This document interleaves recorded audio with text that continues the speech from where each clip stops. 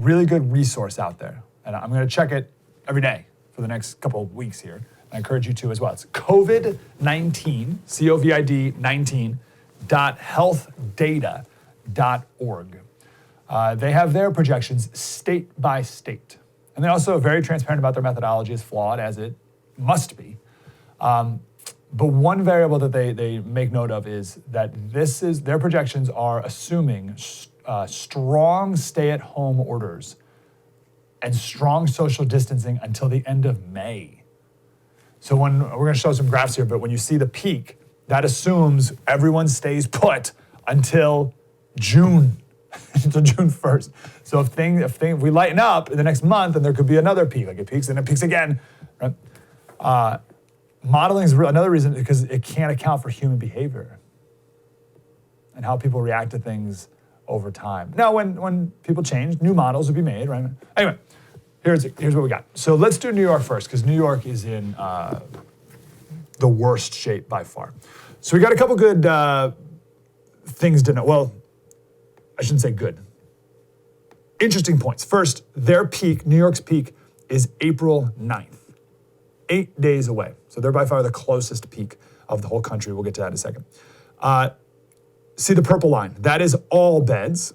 And if you can look closely at the bottom there, the green line are ICU beds, and then the blue line are ventilators.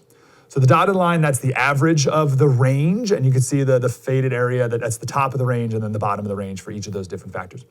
So the most important thing here is, New York is so, it's hard to see on this graph because things are so bad in New York, but that purple horizontal line, that's the beds that are available. So let's just do the purple line first. Those are all the beds that are needed. That dotted line is 75,000 beds. That horizontal line are the available beds, 13,000. That's a 62,000 bed shortage. The green line down at the bottom, that's 11,000 ICU beds needed. They only have 718. That's a 10,000, almost 11,000 ICU bed shortage. Not good. The ICU bed shortage, that's where people die. Right? If you need intensive care and you can't get it, you die. The lack of beds is where you get other patients dying, right? Someone who has a heart attack or a stroke, and they go to the hospital and they're not getting the treatment that they otherwise would have. But this is also where you get the really dramatic images of the convention center full of people, and the USS Mercy full of people, and Central Park, the field hospitals, right? This is where you're gonna see this massive overflow, and that's not going to look good. But there's one thing I was going to say about the overflow. Oh, so the convention center, I've heard different numbers, but if New York's short 62,000 beds, I've heard that the Javits Convention Center, they put anywhere between 1,000 and 3,000 beds. Now, when I hear 1,000, 3,000, like that's pretty good. Wow, that's amazing, right? I heard about a hospital in Brooklyn or something. It's like a 400-bed hospital, right? So, geez, we've increased the capacity to 3,000 beds. They need 60,000.